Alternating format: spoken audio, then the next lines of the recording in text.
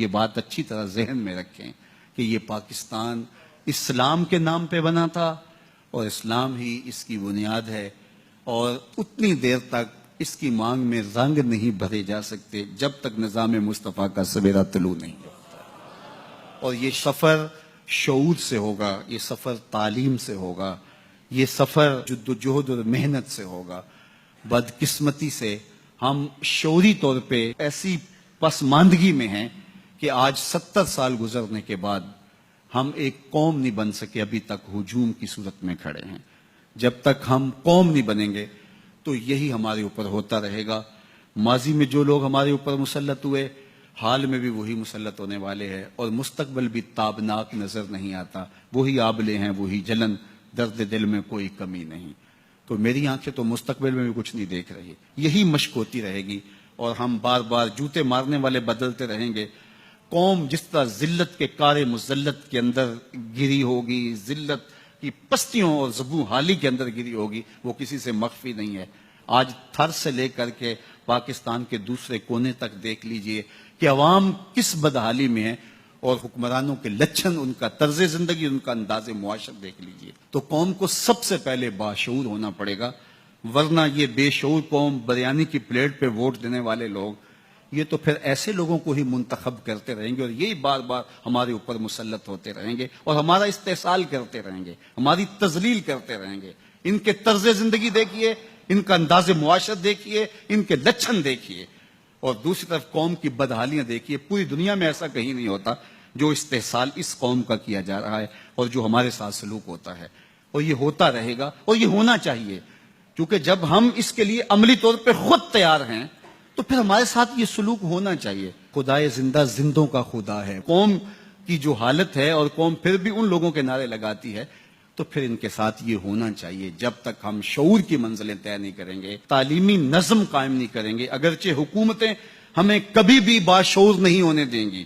بتاؤں تجھ کو رمز آیا ہے ان الملوک، سلطنت اقوام غالب کی ہے ایک جادوگری۔ خواب سے بیدار ہوتا ہے ذرا محکوم اگر، پھر صلح دیتی ہے اس کو حکمراں کی سہاری۔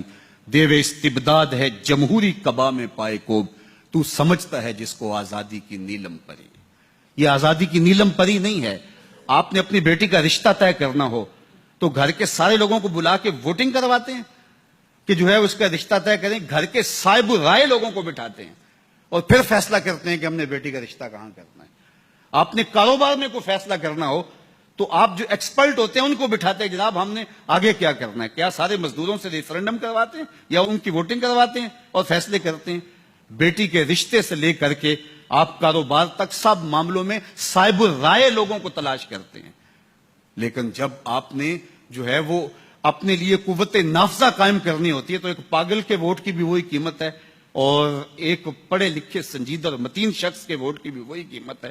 یہ نکتہ پیر دانا نے مجھے خلوت میں سمجھایا، ہر چند کے دانا اسے کھولا نہیں کرتے۔ جمہوریت ایک طرز حکومت ہے جس میں بندوں کو گنا کرتے ہیں، تولا نہیں کرتے۔ تو بندوں کو جب تک تولا نہیں جائے گا، گنا ہی جائے گا، تو پھر وہ شیخ سعدی نے کہا کہ 200 گدھوں سے ایک انسان کا دماغ بھی نہیں بن سکتا ہے۔ تو پھر یہ ہوتا رہے گا اور یہ ہونا چاہیے۔ ہماری یہ بدبختی ہے کہ ممبر و محراب سے بھی وہ تربیت مفقود ہو گئی، اور ہمیں گروہ بندی میں، فرقہ واریت میں الجھا دیا گیا۔ اسلام کے نظم کے لیے اور شعوری بیداری کے لیے اور جو ہے وہ تعلیمی صورتحال کے لیے جو کردار ادا کرنا تھا، ماں کی گود سے لے کے ممبر و محراب تک، اور پھر دینی تربیتی گہواروں تک اور کالج اور یونیورسٹیوں تک، یہ سب کچھ کلرک پیدا کر رہے ہیں، اور وہ قوم سازی نہیں ہو رہی۔ اس نظام کا نتیجہ یہی ہے، اور یہ لارڈ میکالے نے ہمارے ساتھ جو ظلم کیا، زیادتی کی، ہم اس کی سزا بھگت رہے ہیں۔ جب ہم سچے دل سے اس کے حضور توبہ کر کے رجوع کریں گے اور ہم جہد مسلسل سے، محنت سے شعوری منزلیں طے کریں گے، تو پھر خدائے زندہ زندوں کا خدا ہے، ہمارے لیے راستے کو شادہ کرے گا۔ بلکہ اس نے تو یوں فرمایا، والذی جاہدوا فینا لنہدینہم سبلنا، تم کوشش کر کے دیکھو، ایک نہیں کئی راستے تمہارے لیے نکال دوں گا۔ ایسا ہوتا ہے، یا پھر کبھی کبھی ایسا ہوتا ہے کہ جب قومیں ذلت کی اتھاہ گہرائیوں میں گر جائیں اور کوئی راستہ نہ ملے، تو پھر اللہ کو کبھی ان پر رحم آتا ہے۔ تو ہے ایاں یورش تاتار کے افسانے سے پاسباں کعبے کو مل گئے صنم خانے سے۔ تو ایسا بھی ہوتا ہے۔ بہرحال ہم نا امید پھر بھی نہیں ہیں، اندھیروں کے دامن سے ہی سحر پھوٹتی ہے، 100,000 انجم کا خون ہوتا ہے تو سحر نکلتی ہے، آج نہیں کل، کل نہیں تو پرسوں، ضرور انشاءاللہ حالات بدلنے والے ہیں۔ یوسف گم گشتہ باز آئے بکنا غم مخور، کلبائے احزاں شود روز گلستاں غم مخور۔ ایک دن تو یوسف پلٹ کے کنان میں آئے گا اور ایک بار تو کلبائے احزاں روشن ہوگا، لیکن اس اندھی لولی جمہوریت کے پیٹ سے کچھ نکلنے والا نہیں۔